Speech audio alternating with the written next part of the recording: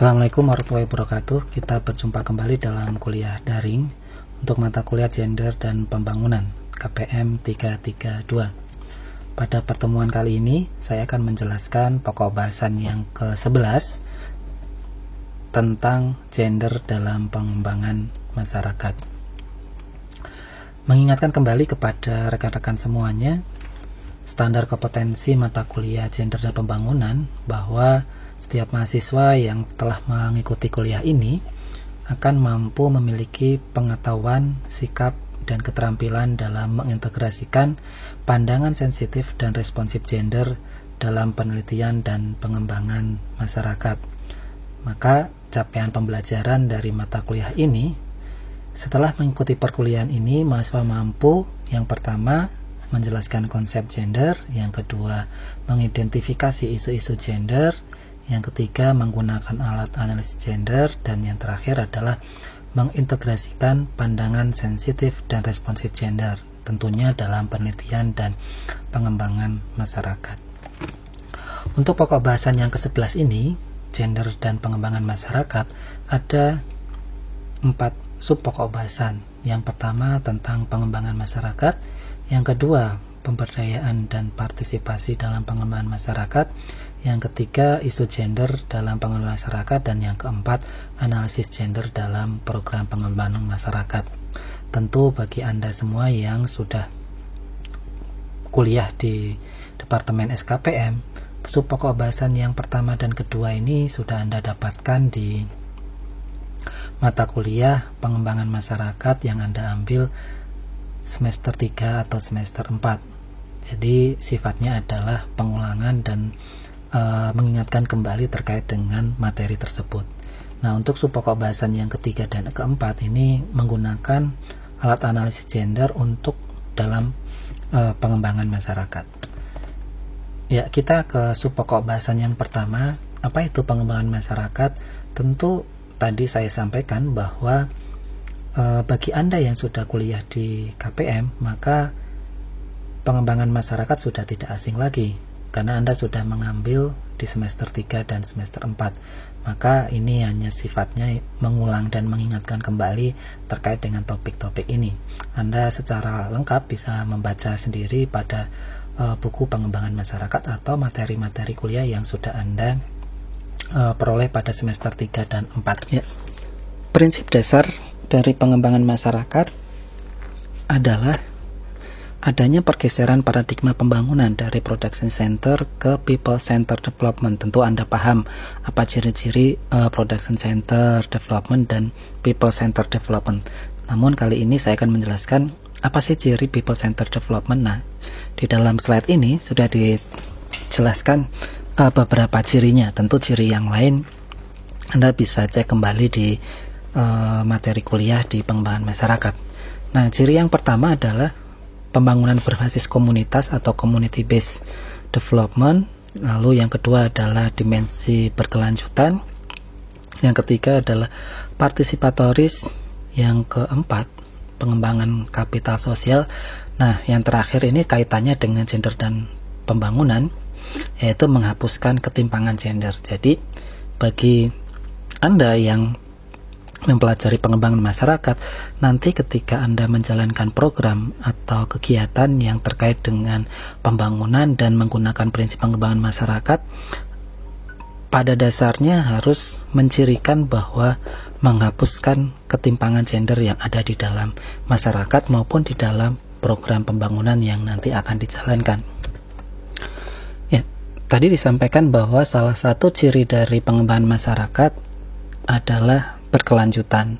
Nah, berkelanjutan di sini bisa kita ambil definisinya dari pembangunan berkelanjutan. Apa itu pembangunan berkelanjutan?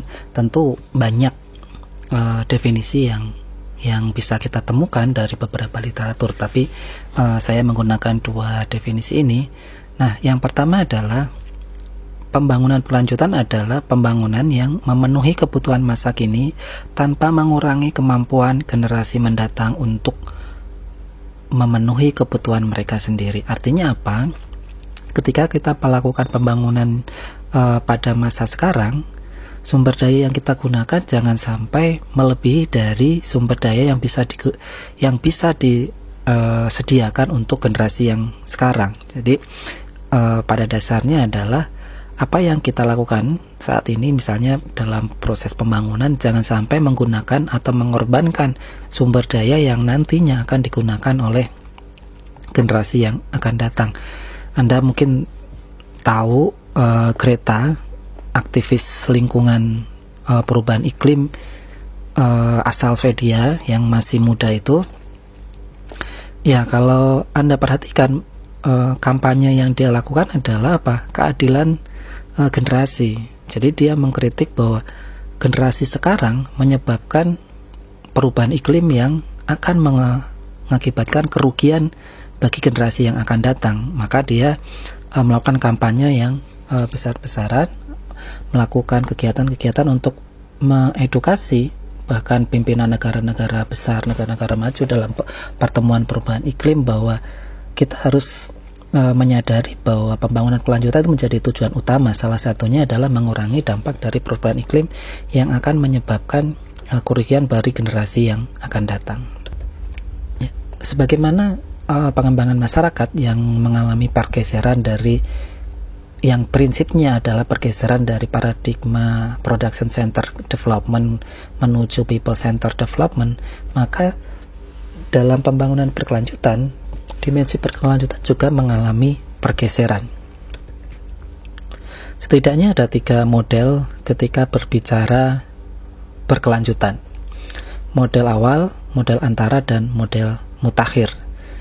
Nah, pada model awal kita tahu bahwa yang namanya pembangunan berkelanjutan itu ditopang oleh 3 isu atau 3 aspek. Yang pertama adalah ekonomi, yang kedua sosial, dan ketiga lingkungan. Nah, pada model awal ketiga-tiganya itu adalah digambarkan seperti pilar, sehingga ketika pilar itu dijalankan maka akan tercapai pembangunan berkelanjutan. Namun kalau Anda perhatikan pada gambar di awal, seolah-olah bahwa isu ekonomi, isu sosial, isu lingkungan itu berdiri masing-masing, tidak ada saling terkait. Maka muncullah kritik terhadap model awal ini, sehingga muncul model antara di mana sudah terjadi saling terkait antara isu ekonomi, sosial, dan lingkungan. Pada model antara ini, berkelanjutan dianggap sebagai irisan dari ketiga isu tersebut. Jadi, ketika irisan dari ekonomi, sosial, dan lingkungan ini, itulah yang akan menciptakan pembangunan berkelanjutan. Namun ini juga memiliki kelemahan ataupun muncul kritikan bahwa memang semuanya sudah saling terkait antara ekonomi, sosial, dan lingkungan. Tapi kalau Anda perhatikan pada model antara itu kan ada lingkaran-lingkaran. Nah, bisa jadi lingkarannya itu tidak seimbang. Misalnya kalau kita perhatikan saat ini, ya lingkarannya jauh lebih besar ekonomi, sementara lingkungan dan sosial itu lingkarannya jauh lebih kecil dibanding dengan lingkaran yang ekonomi. Maka dengan begitu bisa jadi pembangunan berlanjutan juga tidak terwujud. Maka muncullah model yang mutakhir sebagai kritik dari model antara, yaitu di mana ekonomi, sosial, dan lingkungan itu adalah satu kesatuan. Jadi ketika kita bicara ekonomi, perlu juga di dalamnya berbicara tentang sosial, dan jauh lebih dari itu adalah berbicara tentang lingkungan. Artinya apa? Bahwa ekonomi tidak bisa berjalan jika sistem sosialnya juga tidak berjalan dengan baik. Begitu juga dengan sistem lingkungan yang tidak berjalan dengan baik. Maka semuanya itu adalah sosial dan lingkungan itu sebagai prasyarat untuk berjalannya kegiatan ekonomi atau pembangunan di bidang ekonomi. Jadi dengan adanya model mutakhir ini, kita paham bahwa setiap kali kita pembangunan ekonomi, kita harus memperhatikan aspek sosial dan aspek lingkungan secara bersamaan. Misalnya kalau kita perhatikan saat ini, misalnya terjadinya pandemi COVID-19 yang menurut beberapa sumber juga disebabkan oleh adanya perubahan iklim, itu kan merusak, awalnya terjadinya apa? Kerusakan lingkungan kesekan lingkungan, terus manusia juga harus physical distancing, lalu ekonomi juga tidak berjalan. Artinya apa? Bahwa untuk pemenuhan kebutuhan ekonomi dalam rangka pembangunan misalnya, maka syarat sosial dan lingkungan harus dipenuhi. Nah, ini kita harus berada dalam model yang mutakhir ini. Jadi ada pergeseran model awal, model antara, dan model mutakhir. Lalu isu pembangunan berkelanjutan apa saja? Jadi kalau kita pakai pendekatannya SDGs, Sustainable Development Goals yang terbaru misalnya, ada 17 isu, dan gender adalah salah satu isu dari pembangunan tersebut. Kalau Anda perhatikan di gambar yang ada di slide, itu gender menjadi isu yang kelima, yaitu menciptakan gender equality. Ya, ciri dari pengembangan masyarakat adalah menghapus ketimpangan gender.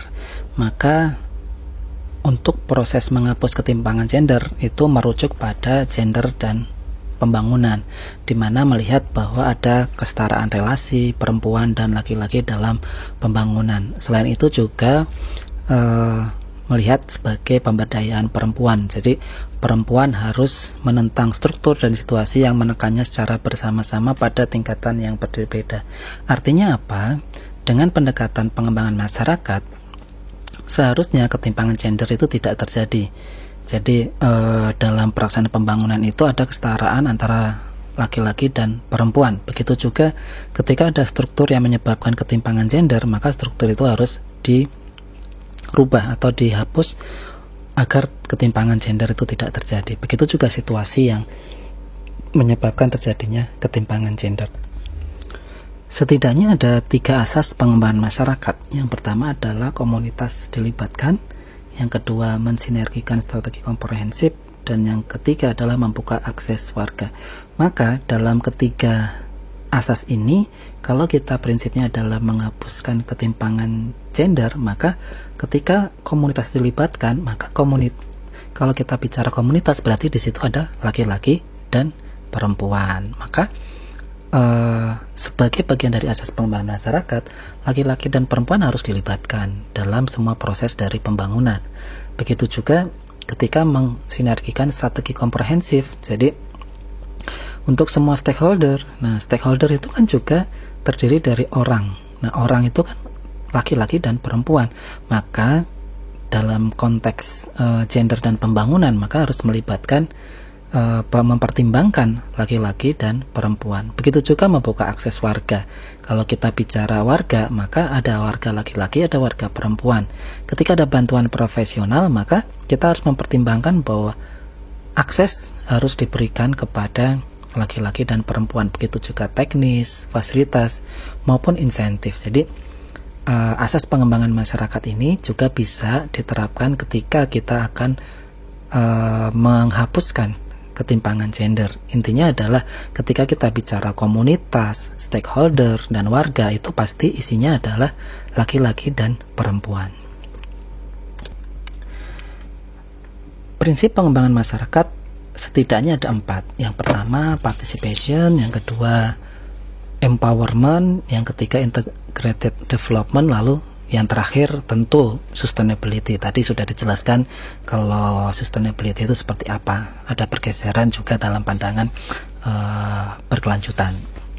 Nah, participation itu adalah partisipasi. Tentu kalau kita bicara di dalam pengembangan masyarakat, ada 2 teori utama misalnya, yaitu teorinya Uphoff, bahwa partisipasi itu menurut tahapannya. Jadi mulai tahap perencanaan, pelaksanaan, evaluasi, sampai menikmati hasil. Tapi kalau partisipasinya Arnstein itu ada 8 tangga.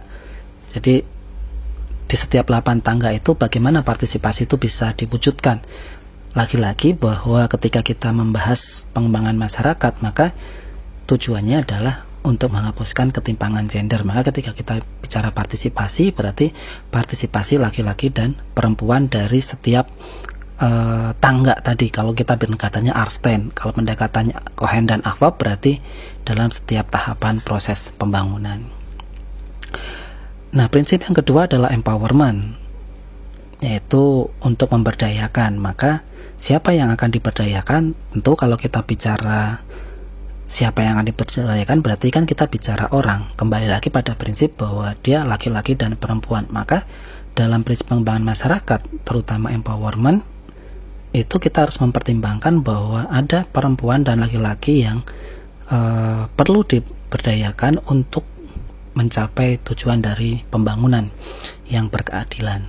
Yang ketiga, integrated development, di mana pembangunan merupakan proses serta kesatuan yang mencakup aspek sosial, ekonomi, politik, budaya, dan lingkungan. Ya, bahwa tidak bisa misalnya menjalankan pembangunan hanya ekonomi saja tanpa perhatian aspek sosial maupun lingkungan.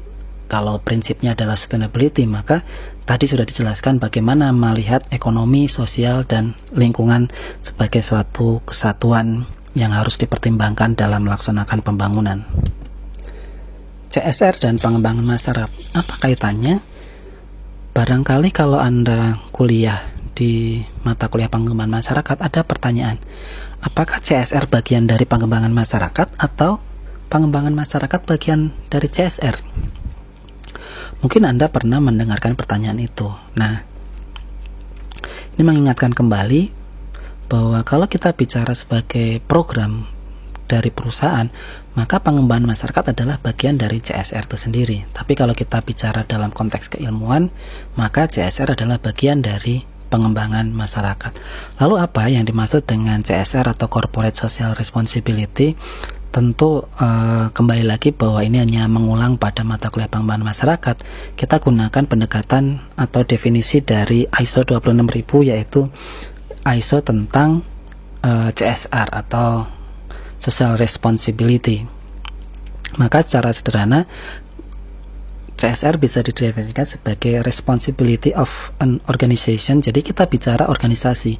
Jadi kalau organisasi itu kan bisa dijalankan oleh swasta, boleh oleh pemerintah maupun oleh masyarakat. Jadi kita dalam ISO ini tidak dibatasi bahwa organisasi itu hanya swasta saja. Jadi CSR adalah tanggung jawab sebuah organisasi atas dampak dari keputusan dan aktivitas yang dilakukan kepada dampaknya kepada sosial dan lingkungan dan kontribusinya terhadap pembangunan berkelanjutan. Kalau panjang yang lain Anda bisa terjemahkan sendiri, tapi intinya adalah bagaimana sebuah organisasi itu bertanggung jawab atas dampak yang diakibatkan dari keputusan dan aktivitas yang dijalankan terhadap sosial dan lingkungan dan kontribusinya terhadap pembangunan berkelanjutan. Jadi secara sederhana bisa didefinisikan seperti itu. Lalu tadi sudah saya jelaskan apa kaitannya antara CSR dan pengembangan masyarakat. Maka di dalam 7 isu CSR ini salah satunya adalah ada community involvement and development. Jadi disinilah jawabannya kenapa tadi misalnya apakah pengembangan masyarakat bagian dari CSR. Nah, sebagai sebuah program dari perusahaan, maka pengembangan masyarakat itu adalah bagian dari CSR. Nah, ada 7 isu. 7 isu sendiri ini sudah dijelaskan sebelumnya di mata kuliah pengembangan masyarakat. Tapi di sini yang akan kita tekankan adalah bahwa ada kaitan antara CSR dan pengembangan masyarakat. Lalu apa pengembangan masyarakat yang dilakukan oleh perusahaan? Intinya adalah upaya sistematis untuk meningkatkan kemandirian kelompok masyarakat rentan dengan gabungan sumber daya yang mereka miliki maupun sumber daya dari luar. Jadi pengembangan masyarakat oleh perusahaan itu bertujuan untuk apa? Ya tadi, ketika ada operasi atau bisnis atau kegiatan yang dijalankan oleh perusahaan itu, ketika dia berdampak kepada kelompok rentan, nah pengembangan masyarakat itulah yang harus dilakukan agar mampu memandirikan masyarakat rentan itu, baik sumber daya yang sudah ada di situ maupun sumber daya yang dia ambil dari luar. Nah, secara tradisional ada bentuk utama dari pengembangan masyarakat yang dilakukan oleh perusahaan. Yang pertama adalah kesempatan kerja, yang kedua adalah peluang usaha, yang ketiga adalah proyek untuk masyarakat. Nah, nanti akan kita jelaskan satu persatu terkait dengan 3 bentuk itu. Tapi pada intinya, ketika hadirnya sebuah perusahaan di suatu komunitas, 3 hal itu akan muncul yang utama gitu. Sementara yang lain tentu menjadi perhatian untuk program CSR yang lain gitu. Tapi kalau kita bicara pengembangan masyarakat dalam konteks CSR, maka ada 3 hal utama inilah yang akan muncul menjadi isu utama. Ya, pada poin pertama saya akan menjelaskan kesempatan kerja sebagai bagian dari pengembangan masyarakat. Ya, tentu ketika adanya sebuah perusahaan, maka yang dilihat oleh masyarakat sekitar itu adalah apakah ada kesempatan kerja untuk di perusahaan itu misalnya. Maka kesempatan kerja adalah salah satu kontribusi terbesar perusahaan yang menjadi sumber penghidupan banyak orang, termasuk masyarakat setempat. Jadi tentu ketika ada sebuah perusahaan, maka masyarakat setempat juga berharap bisa bekerja di perusahaan itu. Jadi pada kondisi yang ideal, kesempatan kerja itu punya peluang untuk merekatkan antara perusahaan dengan masyarakat sekitar. Namun juga pada saat yang sama itu juga menjadi sumber konflik bagi keduanya. Kenapa bisa seperti itu? Karena ya tidak semua jenis pekerjaan yang ada di perusahaan itu bisa dilakukan oleh masyarakat setempat gitu. Jadi kalau kita bicara, apalagi kita bicara perusahaan tambang misalnya, itu kan perusahaan tambang letaknya di pada komunitas-komunitas yang pedalaman, dan komunitas pedalaman itu tingkat pendidikannya tidak sesuai dengan tenaga atau skill yang dibutuhkan oleh perusahaan, sehingga kesempatan kerja itu tidak terlalu banyak buat masyarakat setempat. Dan itulah yang menjadi biasanya kalau saya mengamati beberapa riset yang saya lakukan, misalnya terutama di perusahaan tambang di daerah-daerah yang pelosok itu. Nah, ini yang menjadi isu utama. Masyarakat setempat tetap ingin bekerja di perusahaan itu, tapi tidak bisa karena memang skillnya tidak memenuhi syarat untuk menjadi pekerja di situ. Maka ya kalaupun ada yang bekerja, biasanya pada pekerjaan yang secara struktur organisasi pada kelas yang paling bawah, misalnya office boy, office girl, misalnya keamanan atau tukang kebun dan seterusnya. Jadi tidak bisa bekerja pada misalnya teknisi mesin misalnya, seperti itu. Nah, memang sehingga apa? Ini juga bisa menjadi sumber konflik bagi perusahaan dan masyarakat sekitar. Ya, peluang usaha. Tentu kalau ada perusahaan di situ, peluang usaha menjadi muncul. Misalnya paling tidak warung misalnya, karena karyawannya juga ada karyawan yang bekerja di situ yang perlu membutuhkan kebutuhan dari warung. Misalnya pengalaman saya misalnya di Sulawesi atau di Ternate di Maluku itu kos-kosan seperti itu. Jadi rumah-rumah yang dikontrak itu peluang usaha.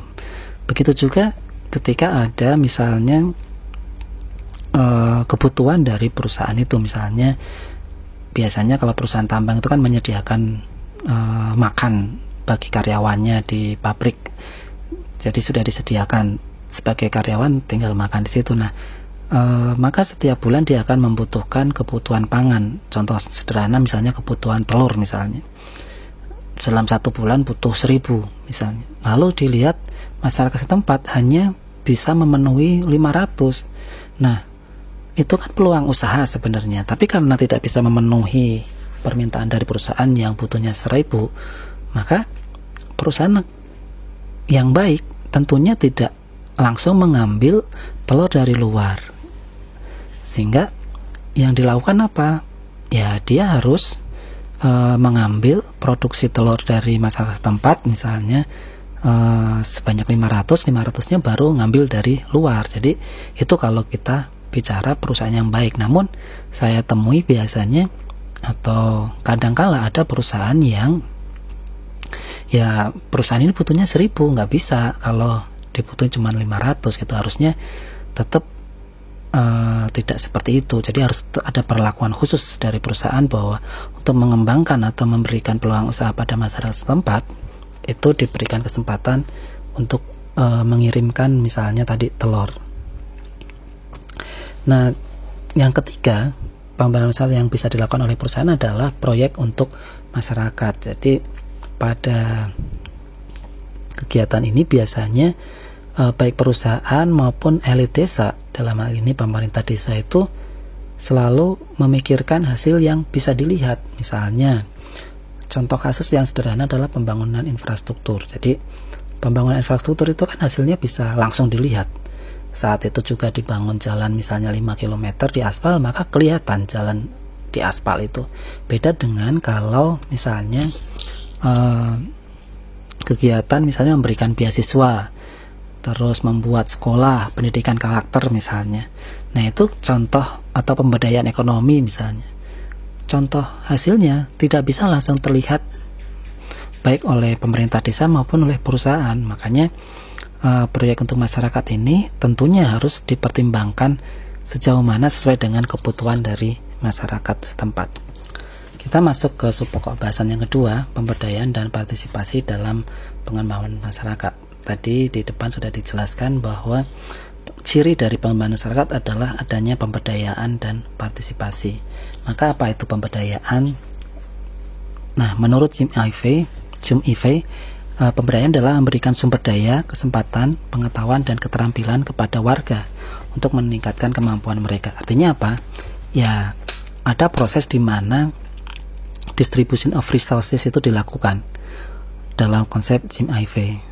Nah, dalam konsep Dipanarayan et al. Bahwa pemberdayaan itu adalah perluasan aset-aset dan kemampuan masyarakat yang tidak berdaya atau miskin dalam menegosiasikan dengan mempengaruhi, mengontrol, serta mengendalikan tanggung jawab lembaga-lembaga yang mempengaruhi kehidupannya. Jadi ada perluasan aset-aset dan kemampuan masyarakat dari masyarakat yang tidak berdaya kalau kita bicara pemberdayaan dalam pengembangan masyarakat.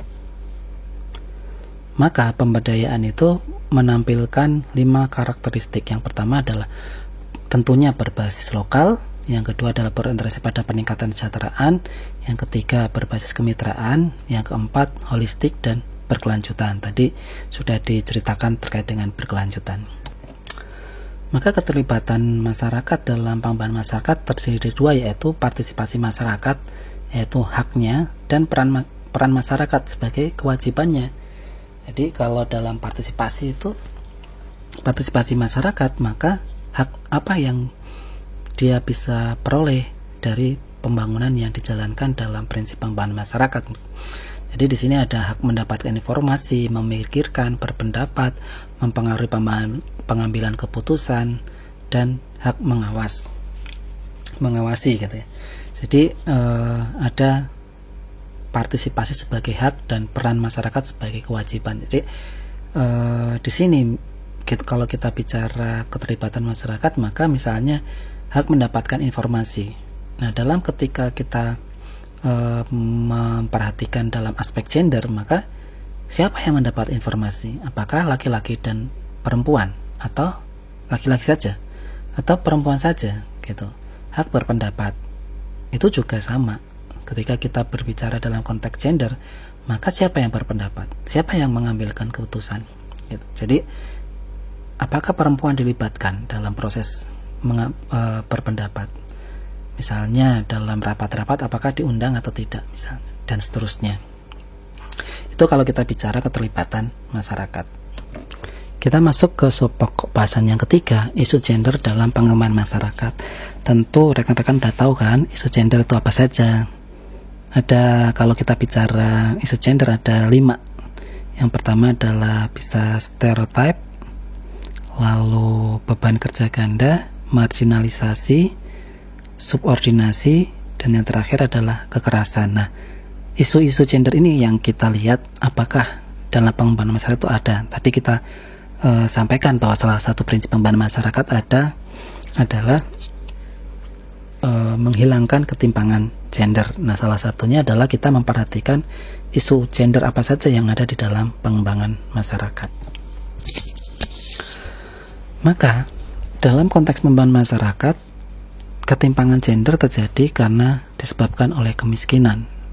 Dan penyebab dari kemiskinan itu antara lain adalah rendahnya tingkat pekerja tetap perempuan. Misalnya, kalau kita bicara pengembangan masyarakat dalam konteks perusahaan, maka pekerja perempuan jauh lebih sedikit dibanding dengan pekerja laki-laki.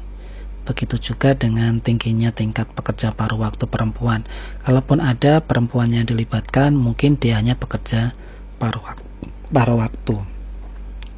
Begitu juga pendapatan perempuan yang relatif lebih rendah, karena tadi adanya stereotip bagi perempuan bahwa dia bukan pencari nafkah utama, sehingga gaji yang diberikan tidak sama besarnya dengan laki-laki untuk pekerjaan yang sama. Isu yang terakhir terkait penyebab kemiskinan adalah perempuan biasanya hidup dengan anak-anak. Maka ketika kita bicara isu gender dalam pengembangan masyarakat, ada 6 hal yang bisa menjadi pertimbangan ketika ketimpangan gender dalam pembangunan berbasis komunitas itu ada. Jadi yang pertama adalah posisi sosial budaya perempuan, representasi politik, akses pendidikan, akses kesehatan, akses ekonomi, dan yang terakhir adalah kondisi kekerasan perempuan. Ya, kalau kita bicara aspek yang pertama, posisi perempuan dalam sosial budaya, maka ada isu subordinasi dan stereotip, misalnya bahwa posisi perempuan dalam struktur adat itu misalnya adalah perempuan tidak boleh bicara dalam rapat adat misalnya. Sehingga apa? Ketika ada program perubahan masyarakat yang terkait dengan masyarakat adat, maka jarang sekali perempuan dilibatkan. Bahkan untuk diundang untuk dihadiri rapat saja tidak bisa. Maka di sini ada isu subordinasi. Begitu juga stereotip gender yang membahayakan perempuan, misalnya pernikahan usia dini, sunat perempuan, itu juga terjadi. Nah, partisipasi laki-laki dan perempuan dalam pengelolaan program juga seperti itu. Jadi program biasanya lebih dominan kepada laki-laki gitu, sehingga partisipasi perempuan rendah. Tadi di dalam rapat tidak bisa ikut hadir, apalagi mau menyuarakan pendapat dan pengambilan keputusan tentu tidak bisa gitu. Jadi secara struktur sosial budaya, perempuan memang ada hambatan untuk berpartisipasi, sehingga posisi perempuan dalam pengaruh di tingkat keluarga dan komunitas itu juga tidak bisa terwujud kalau kita bicara terkait dengan posisi sosial budaya perempuan. Jadi misalnya kalau kita bicara rapat-rapat, kegiatan program, perencanaan misalnya, maka jarang sekali perempuan untuk dilibatkan dalam proses itu. Begitu juga ketika ada undangan untuk perempuan, biasanya karena secara budaya dia merasa bahwa itu tugasnya laki-laki, maka akan diserahkan kepada laki-laki. Representasi politik. Jadi ya kalau kita lihat apa sih representasi politik itu di desa, wujudnya ya biasanya dalam musyawarah pembangunan desa, musrenbang, des. Nah, ya kembali lagi, karena secara struktur sosial budaya itu perempuan adalah pelengkap, maka dalam proses musyawarah pembangunan desa juga perempuan hanya pelengkap saja. Nanti ada hasil risetnya di slide berikutnya gitu. Tapi di sini menjelaskan bahwa ya dalam proses perencanaan apapun itu pembangunan, misalnya di tingkat desa, meskipun juga sudah dijalankan secara partisipatif misalnya, tetap saja masih bias laki-laki. Adanya stereotip, adanya subordinasi terhadap perempuan menyebabkan representasi politik perempuan di dalam penentuan program pembangunan desa menjadi sangat terbatas. Kalau kita lihat di level desa, kalau kita lihat level berikutnya ya sama saja kan. Kalau kita lihat partisipasi perempuan dalam keanggotaan partai politik, Dewan Perwakilan Rakyat, ataupun MPR juga masih belum banyak. Bukan karena tidak adanya akses, tentu aksesnya ada, tapi ketika penetapan calon yang dipilih biasanya perempuan pada posisi yang tidak di urutan pertama, sehingga kecenderungan untuk dipilihnya sangat kecil. Nah, itulah yang menyebabkan perempuan menjadi lebih sedikit terlibat dalam partai politik. Dalam akses pendidikan juga sama. Kalau kita bicara angka partisipasi murni sekolah, dari tingkat SD sampai tingkat perguruan tinggi itu terus mengalami seimbang, misalnya antara laki-laki dan perempuan dari tingkat SD. Tapi begitu masuk SMP, SMA, dan perguruan tinggi, maka aksesnya menjadi beda-beda, karena tadi ada struktur sosial budaya yang menyebabkan kesempatan untuk bersekolah yang lebih tinggi berbeda antara laki-laki dan perempuan, sehingga muncul stereotip gender dalam pendidikan kewirausahaan, teknologi, sosial, dan kesehatan misalnya. Lalu bagaimana angka putus sekolah lebih banyak terjadi pada perempuan, buta huruf juga seperti itu gitu. Jadi itulah yang terjadi pada akses pendidikan bagi perempuan. Tapi berbeda dengan akses kesehatan. Banyak program kesehatan yang lebih diprioritaskan untuk perempuan. Kalau kita bicara di perkuliahan gender sebelumnya sudah dibahaskan kenapa sih perempuan lebih banyak programnya dalam aspek kesehatan gitu, dalam akses kesehatan, beda dengan laki-laki yang ya terbatas gitu. Jadi dalam ibu hamil, program kesehatan, tumbuh kembang anak, semuanya lebih dominan perempuan yang mendapatkan program. Bukan berarti tidak ada isu gender yang di sana, tentu ada isu gender gitu. Misalnya kalau bicara perawatan anak misalnya, dalam hal tumbuh kembang anak, maka siapa yang bertanggung jawab? Harusnya kan laki-laki dan perempuan, tapi pada kenyataannya kan tidak seperti itu. Lebih banyak perempuan yang bertanggung jawab. Akses ekonomi juga begitu. Jadi di sini ada pekerja keluarga tidak dibayar dan sektor informal. Jadi perempuan cenderung berada pada pekerja keluarga. Misalnya kalau kita bicara di sektor pertanian misalnya, itu banyak perempuan yang berada pada posisi sebagai pekerja keluarga yang nanti tidak dibayar. Isu berikutnya adalah perempuan pedagang lokal, lalu perempuan pekerja rumah tangga atau buruh migran, lalu hak pekerja perempuan, upah kerja dan beban kerja, akses kelembagaan ekonomi. Jadi ini nampaknya akses ekonomi ini di samping aksesnya sendiri juga sudah berbeda. Nah, ketika sudah mendapatkan pekerjaan itu juga perlakuannya agak berbeda antara laki-laki dan perempuan. Misalnya kalau misalnya dalam hal tunjangan jabatan atau tunjangan yang lain misalnya agak dibedakan antara laki-laki dan perempuan, padahal jabatannya sama, kegiatannya sama, lalu yang dikerjakan juga sama, tanggung jawabnya sama. Tapi kenapa ketika laki-laki dan perempuan itu justru mendapat perlakuan yang berbeda dari sisi ekonomi? Nah, ini hak pekerja perempuan masih dianggap sebagai tidak penting atau kurang penting bagi dalam konteks relasi gender yang di dalam perusahaan gitu. Jadi akses ekonomi juga berbeda. Juga akses kelembagaan ekonomi, misalnya kalau kita bicara di desa misalnya ada BMT misalnya. Nah, siapa yang boleh meminjam itu? Meminjam di BMT pasti sebagian besar adalah atas nama suami gitu. Padahal kan belum tentu kebutuhannya adalah suami yang melakukan itu, atau belum tentu memang perempuan itu punya suami gitu, sehingga dia tidak bisa akses kelembagaan ekonomi, padahal dia menjalankan kegiatan-kegiatan usaha yang perlu dukungan dari kelembagaan ekonomi. Namun karena ada penilaian seperti itu, maka dia tidak bisa akses terhadap kelembagaan ekonomi yang ada di desa. Isu kekerasan ini juga banyak terjadi gitu.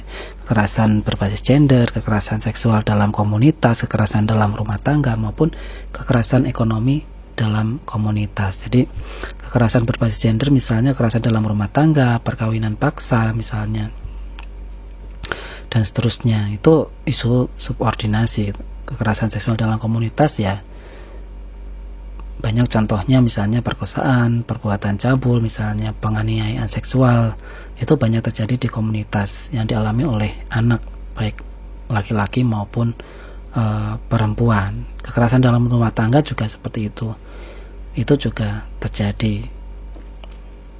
Yang terakhir adalah kekerasan ekonomi dalam komunitas. Jadi ketika tanah dan akses ke sumber daya yang selama ini dimanfaatkan secara adat hilang karena ada pemindahan dari swasta atau pemindahan kepada swasta atau pihak luar, sehingga perempuan adat ini kehilangan peran sebagai penghasil pangan utama. Lalu yang terakhir ada isu gender dan inklusi sosial. Itu kita bisa lihat pada penyandang disabilitas. Jadi laki-laki dan perempuan jadi mengalami hal itu, misalnya anak terlantar dan anak jalanan misalnya. Lalu berikutnya adalah lanjut usia terlantar, fakir miskin, pekerja migran yang bermasalah sosial maupun hukum gitu. Terus perdagangan terhadap perempuan, misalnya kalau pada kasus terakhir misalnya kita temui misalnya isunya adalah magang di perusahaan tertentu di luar negeri, ternyata itu adalah trafficking, perdagangan terhadap perempuan. Jadi itu yang terjadi saat ini, misalnya isu gender dan inklusi sosial. Ya, kita masuk ke dalam subpokok bahasan yang keempat, analisis gender dalam pengembangan masyarakat. Maka langkah awal yang harus dilakukan dalam menerapkan program pengawasan adalah yang responsif gender. Tentu Anda sudah memahami apa itu responsif gender. Jadi ketika Anda nanti sebagai Komdev staff atau CSR staff di dalam sebuah perusahaan, maka Anda harus ketika sudah mengambil mata kuliah ini semestinya punya pandangan yang responsif gender. Jadi ketika Anda membuat program, oh iya, program itu untuk siapa? Tentu mempertimbangkan jenis kelaminnya, laki-laki dan perempuan. Jadi kebutuhannya siapa yang di masyarakat itu yang lebih perlu, misalnya apakah laki-laki atau perempuan, bagaimana melibatkan mereka gitu. Nah, itu cara berpikir di mana Anda ketika jadi community development staff lalu CSR staff juga harus responsif gender. Nah, cara yang selanjutnya dalam mengkaji dan mengurai perbedaan dalam pembedaan posisi, peran, kondisi, pengalaman, dan lain-lain antara perempuan, laki-laki dalam aspek akses, partisipasi, kontrol, dan manfaat, atau biasanya kita sebut APKM dalam program. Jadi dalam program itu Anda pertimbangkan aksesnya sudah atau belum mempertimbangkan akses untuk laki-laki dan perempuan. Partisipasinya bagaimana? Kontrolnya, apakah perempuan juga ikut mengontrol atau yang laki-laki saja yang mengontrol? Lalu menerima manfaat, siapa yang banyak menerima manfaat? Apakah laki-laki atau perempuan atau keduanya? Maka seorang tadi community development staff yang responsif gender harus mempertimbangkan ini, akses, partisipasi, kontrol, lalu manfaat. Nah, membantu perencana dan pelaksana menemukan isu gender dalam memberikan rekomendasi serta solusi penyelesaiannya dalam pelaksanaan program. Artinya apa? Dengan keempat cara secara sistematis tadi, akses, partisipasi, kontrol, dan manfaat itu, kita akan mampu memberikan rekomendasi kepada misalnya atasan atau misalnya kepada Pemda atau kepada stakeholder yang lain untuk menjelaskan, oh ya, programnya itu begini loh. Nah, kalau Anda mampu sudah menjelaskan itu, maka Anda sudah responsif gender untuk menjalankan program pengembangan masyarakat. Jadi kalau kita bicara analisis gender dalam pengembangan masyarakat, maka yang dilakukan apa? Yang tentunya adalah proses mengurai data dan informasi secara sistematik tentang kedudukan, fungsi, peran, dan tanggung jawab laki-laki dan perempuan dalam program pengembangan masyarakat, dan faktor yang mempengaruhi tadi dijelaskan sebelumnya adalah ada akses, partisipasi, kontrol, dan manfaat. Nah, di situ perlu juga dipelajari tadi bahwa isu gender itu terkait dengan relasi sosial budaya atau struktur budaya atau ketimpangan gender yang disebabkan oleh struktur dan situasi. Maka ada di mana cultural learn behavior and expectation dan culturally assigned roles itu juga dimainkan gitu. Jadi perlu adanya rekalisasi sosial di mana agar laki-laki dan perempuan bisa melakukan akses, partisipasi, dan kontrol serta manfaat. Itu bisa dijalankan dengan baik. Artinya kita harus mempelajari sosial budaya tadi, representasi politiknya juga gitu, sehingga apa, tidak ada hambatan bagi laki-laki dan perempuan untuk melakukan akses, partisipasi, kontrol, dan manfaat. Nah, selain kalau Anda sebagai pelaksana dari program pengembangan masyarakat atau sebagai staf CSR atau staf Komdev di sebuah perusahaan, maka harus yang Anda pertimbangkan adalah mempelajari dulu bagaimana sosial budaya yang di masyarakat, baru nanti Anda terapkan bagaimana akses, partisipasi, kontrol, dan manfaatnya. Maka ada 4 fokus analisis untuk melihat ketimpangan gender dalam program. Tadi sudah jelaskan, akses, partisipasi, kontrol, dan manfaat. Jadi kalau kita bicara akses, apakah program memberi ruang atau membuka pintu bagi laki-laki dan perempuan untuk terlibat dan mendapatkan manfaat tadi? Apakah misalnya ketika menyampaikan informasi program misalnya, apakah informasinya itu ke laki-laki juga iya, ke perempuan juga iya? Maka itu akan membuka akses. Nah, partisipasi juga, pertanyaan yang muncul adalah apakah laki-laki dan perempuan terlibat secara nyata dalam program proses program tersebut. Jadi bagaimana mendorong partisipasi, misalnya apakah memang diundang misalnya dalam rapat. Memang dalam struktur sosial budaya yang menempatkan perempuan tidak penting misalnya, maka ketika yang diundang perempuan, maka yang datang akan tetap laki-laki ketika kita bicara di desa. Tapi maka kita perlu langkah-langkah strategis, misalnya apakah kita mengundang secara terpisah perempuan saja misalnya, tapi tetap saja nanti laki-laki saja juga kita lakukan misalnya. Dan langkah yang berikutnya adalah laki-laki dan perempuan kita libatkan. Kontrol, siapa yang akan mengontrol laki-laki? Apakah laki-laki ataukah perempuan yang memiliki kekuasaan atau kekuatan untuk pengambilan keputusan terkait dengan program itu? Manfaat, siapa yang diuntungkan dari adanya program itu?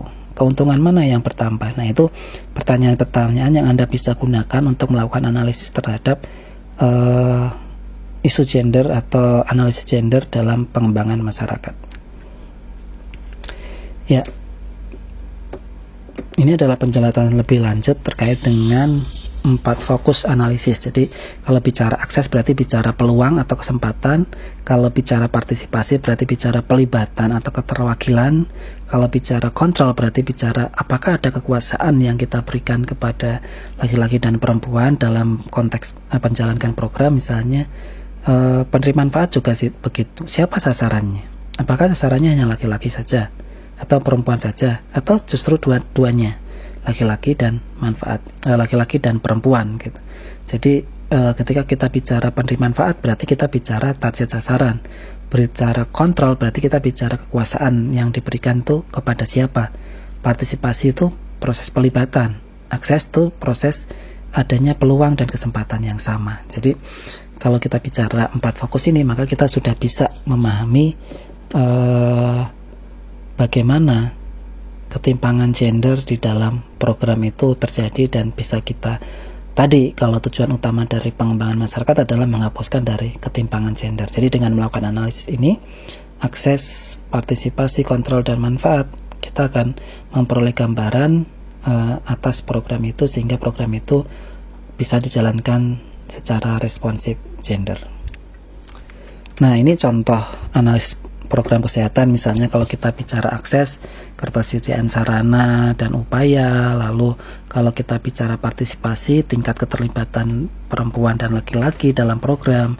Kalau bicara data dan kontrol, berarti siapa yang mempunyai kontrol terhadap program tersebut, apakah individu, apakah rumah tangga atau komunitas, dan apakah laki-laki atau perempuan. Lalu manfaat, siapa yang banyak memperoleh manfaat dari adanya status kesehatan tersebut. Ini contoh dari penerapan 4 analisis gender dalam program pengembangan masyarakat.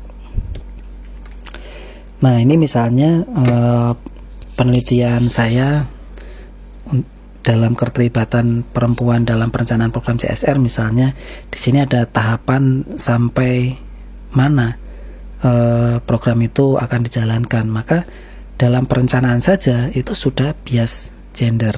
95% peserta adalah laki-laki dan 90% yang lain ada, dan 90% itu adalah elit desa yang tadi dominan laki-laki. Jadi ada nggak perempuan dalam proses perencanaan dari perencanaan program DS? Ada, tapi selama saya mengikuti kegiatan tersebut dalam forum itu, perempuan selalu duduk di paling belakang sambil mengasuh anaknya, dan tugasnya apa?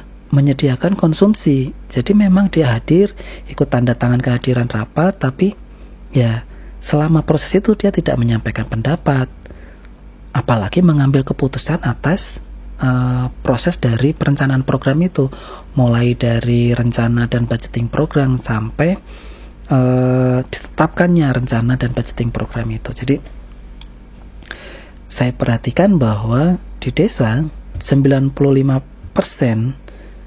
peserta adalah laki-laki dan 90% peserta adalah elit desa, sehingga perempuan kalaupun yang diundang adalah misalnya ketua PKK, kader PAUD, kader posyandu, yang secara tempat duduknya juga tidak menguntungkan.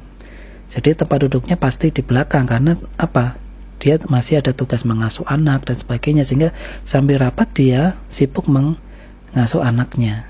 Di sisi lain, dia lebih banyak membantu untuk kegiatan penyediaan konsumsi rapat itu dibanding dengan ikut rapat tersebut. Sehingga dari sini memang kalau kita sebagai CSR officer atau CSR staff dari sebuah perusahaan, kita harus peka melihat itu. Oh ya, meskipun sudah dilakukan secara partisipatif bahwa penentuan program itu dilakukan oleh pihak desa, tapi ternyata pihak desa itu adalah dominan laki-laki dan dominan elit desa, sehingga disinilah kita harus jeli bahwa ya tidak bisa misalnya perempuan dicampurkan terhadap laki-laki dalam proses musrembang. Maka kita harus membuat kegiatan di mana yang perempuan itu bisa menyampaikan pendapatnya dan bisa mengambil keputusan.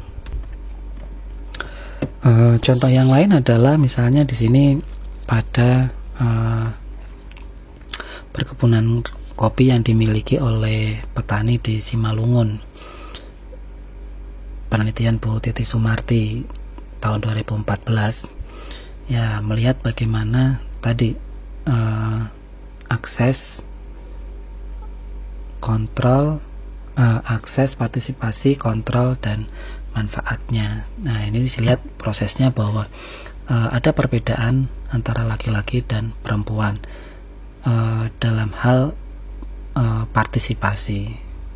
Nah, ini menunjukkan bahwa dalam konteks pembangunan di desa, akses, partisipasi, kontrol, dan manfaat ini masih bias gender, di mana belum mempertimbangkan bagaimana menghapuskan ketimpangan gender atau membuat program yang sifatnya responsif gender. Lalu apa langkah-langkah yang bisa dilakukan agar program pengembangan masyarakat atau program CSR yang responsif gender? Yang pertama adalah adanya komitmen dari kepemimpinan lokal dan pimpinan perusahaan untuk program CSR untuk menurunkan ketimpangan gender. Jadi memang contoh kasus misalnya penelitian saya tadi tentang perencanaan CSR, pimpinan perusahaan punya komitmen untuk dilakukan perencanaan secara partisipatif dengan memberikan kewenangan untuk menentukan program di desa itu adalah di desa. Tapi perusahaan tidak melihat bahwa proses di desa itu perempuan tidak banyak dilibatkan gitu. Maka harus ada komitmen bahwa misalnya program boleh berjalan asal ada keterlibatan perempuan di dalamnya. Nah, itu contoh bagaimana komitmen dari perusahaan. Yang kedua, mengintegrasikan capaian isu gender SDGs dalam kebijakan program pengembangan masyarakat atau program CSR. Jadi tadi prinsip pengembangan masyarakat adalah salah satunya adalah pembangunan berkelanjutan. Maka isu gender yang menjadi salah satu isu dari SDGs gitu ya, itu juga harus dimasukkan karena itu kan isu yang nomor 5. Yang ketiga, adanya data terpilah, pemetaan isu gender sebagai salah satu indikator standar pedoman bagi komunitas perhutanan dalam menjalankan program. Jadi ya perusahaan harus punya, atau perusahaan dan pihak desa harus punya data desa yang terpilah gender sehingga jelas nanti sasarannya siapa saja. Yang keempat adalah mendorong pelaku-pelaku program yang sensitif gender. Jadi memang ya kembali lagi tidak hanya komitmen tapi juga pelaku program yang di tingkat desa. Tadi kalau kita bicara perencanaan desa itu adalah 90% adalah elit desa, maka elit-elit ini harus punya pandangan yang sensitif gender.